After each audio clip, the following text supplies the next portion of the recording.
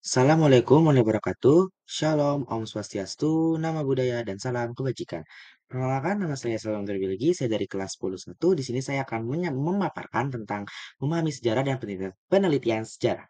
Lanjut aja ke materi selanjutnya, yaitu eh, topik yang akan kita bahas adalah memahami sejarah dan materi-materi lainnya.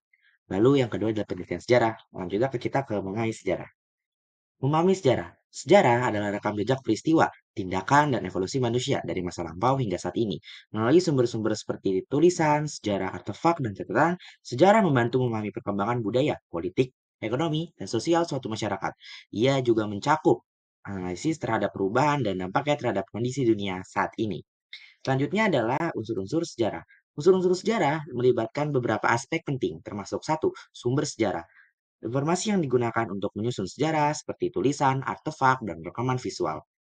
Lalu yang kedua adalah waktu dan tempat. Menentukan kapan dan di mana peristiwa berlangsung, membantu menyusun kronologi sejarah. Dan yang terakhir adalah peristiwa dan tokoh. Pada kejadian penting dan individu yang memainkan peran kunci dalam perkembangan sejarah, pemahaman terhadap unsur-unsur ini membantu menggambarkan cerita sejarah secara lebih komprehensif. Lalu ada fungsi di mana satu itu menyediakan pembelajaran, memberikan wawasan tentang masa lalu untuk dicegah di masa depan. Lalu yang kedua adalah memahami identitas dan budaya. Sejarah membantu melestarikan warisan budaya dan memahami kepercayaan. Dan yang terakhir adalah menginspirasi dan memotivasi. Kisah-kisah masa lalu bisa dijadikan motivasi. Wah, jadi sejarah itu bisa dijadikan motivasi juga loh. Kalau misalnya kita tahu apa arti fungsi dari sejarah. Dan yang terakhir adalah manfaat. Pertama, pemahaman konteks masa kini. Sejarah memberikan konteks dan pemahaman mendalam terhadap peristiwa, kondisi, dan dinamika yang berbentuk dunia saat ini. Dua, pembelajaran dari kesalahan. Melalui studi sejarah, manusia dapat belajar dari kesalahan masa lalu, menghindari pengulangan kesalahan yang serupa, dan mengembangkan solusi yang lebih bijaksana. Dan yang terakhir adalah pemahaman identitas dan nilai budaya. Sejarah membantu membangun identitas individu yang kolektif, serta memahami nilai-nilai budaya yang menjadi dasar masyarakat. Selanjutnya adalah kedua yaitu materi penelitian sejarah. Mari kita kuak lebih baik lagi nih. Penelitian sejarah itu apa? Jadi penelitian sejarah itu merupakan upaya ilmiah untuk menggali, menganalisis, dan menginterpretasi sumber-sumber historis guna memahami konteks, peristiwa, dan dinamika masyarakat dalam waktu tertentu. Dalam prosesnya, penelitian sejarah melibatkan identifikasi sumber-sumber primer dan sekunder, pengumpulan data, kritis terhadap kendala sumber, konstruksi narasi berdasarkan bukti, dan penafsiran terhadap makna historis. Result. Jadi adalah hasil-hasil dari penelitian sejarah yang saya dapat dari sebuah internet.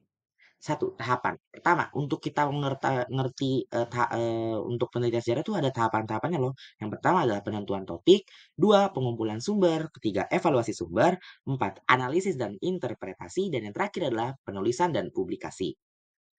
Kita juga harus tahu nih, kita tuh dapat sumber-sumber dari mana. Pertama, satu, surat kabar dan jurnal. Kedua, peta dan gambar. Tiga, sumber lisan. Empat, dokumen pemerintah. Dan terakhir adalah buku dan monograf.